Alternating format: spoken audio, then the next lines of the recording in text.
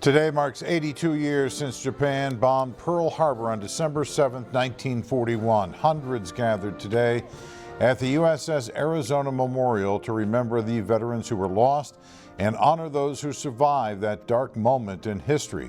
Over 2,400 Americans died that day, and many are working to make sure the lives lost and the significance of this day will never be forgotten. News Channel 3's Allie Anthony is live in studio tonight with a look at how this day is being remembered right here at home in the Coachella Valley. Allie.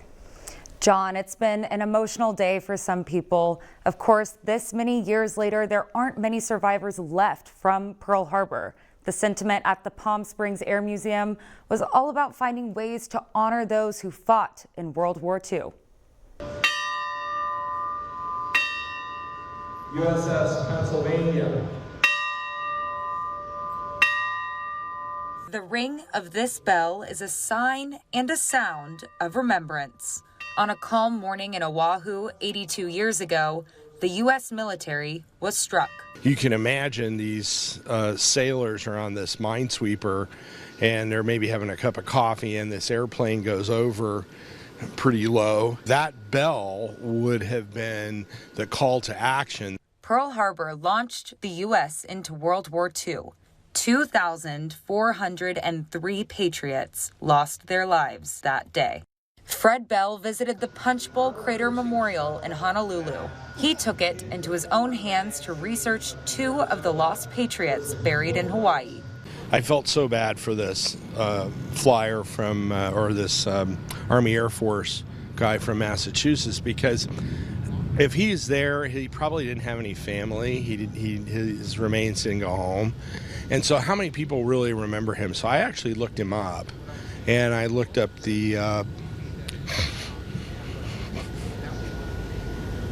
emotion surrounding the finality of war hit. I looked up the kid that got killed at Anzio, and it was obviously very profound. Each year, we are seeing fewer living veterans from Pearl Harbor. There are no longer living survivors of Pearl Harbor in the cadre here at the Palm Springs Air Museum.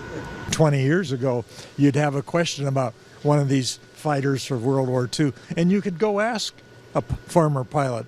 Now there's nobody to ask anymore. Live life. You know, you look at how those people came back from the war, grabbed a hold of opportunities, and really lived their lives to the fullest.